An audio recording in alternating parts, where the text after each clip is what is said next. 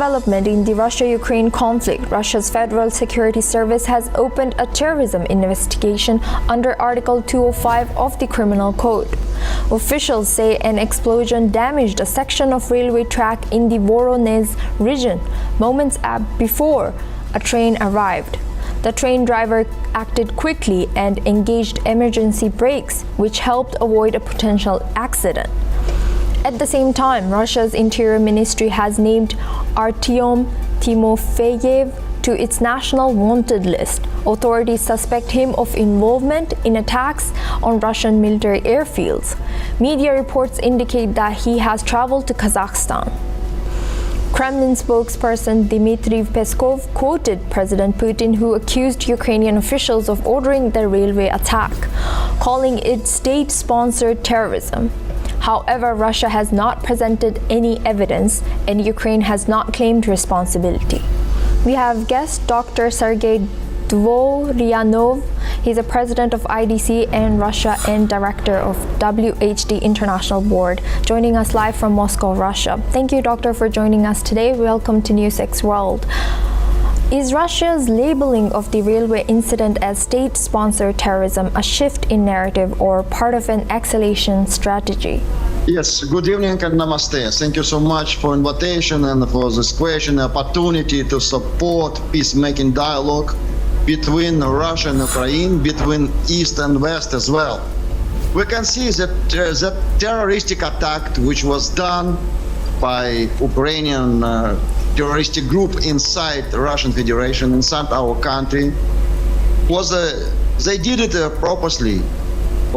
They think that our national leader will be disturbed of this provocation and he will not send delegation from Russian Federation to Istanbul and he will interrupt this dialogue.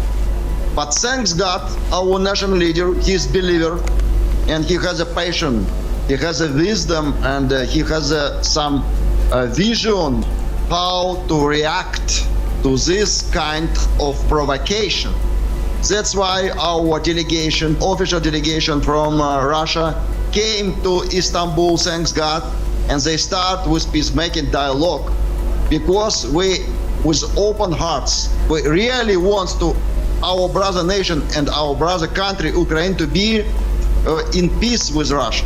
But we can see that this provocation was done with the guidance of intelligence of the Western Alliance, especially because we have a lot of challengers right now to push Russia to increase our aggression. But we are not such kind of nation which destroyed civilians, which destroyed some nation, particularly our brother nation like Ukraine. That's why we can see that our national leader he did some very practical steps how to stop this kind of provocation from terroristic group of Ukraine. And I'm very optimistically can see that we will continue our peacemaking dialogue and we will complete mission of special operation and we will remove all Nazi movement in 21st century. We will make it a very healthy consciousness inside Ukraine. And it will be real peace on the basic moral principles between Russia and Ukraine. We can see that right now we are in the middle of the proxy war between Russian Federation and not Ukraine, between all Western Alliance. It's a group of countries, especially Europe.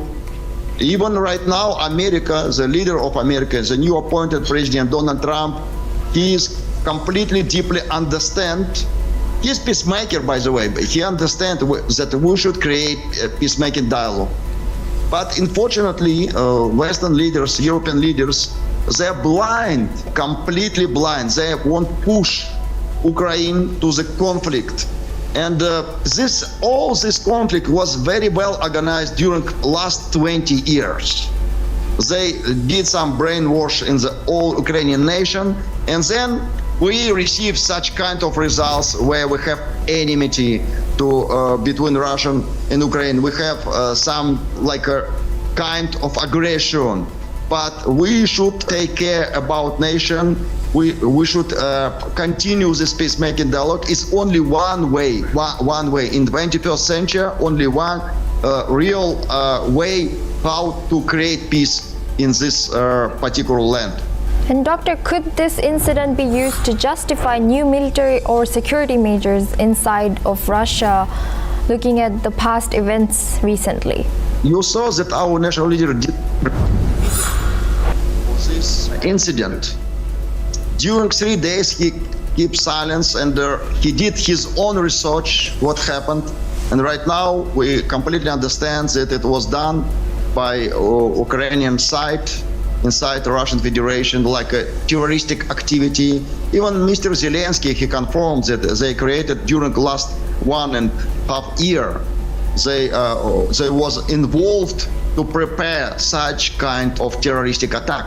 But it's nothing related to justified. We always support justice. That is in our blood, in our history. We always support some small nation. We always support India, by the way. You look to the history. When everybody was between conflict, Pakistan and India, all Western countries, they support Pakistan, and USSR support India. We have a lot of similarity between our nations. We are very emotional. We are believers. We are two nations believers, Russia and India as well. That's why we always do properly with the moral principles. And our national leader, he is very much dharma-oriented leader, because he always want to support dharma, traditional value, also support some justice in the international relationships. That's why right now we can see that he's only one hope for the future of all our human civilization.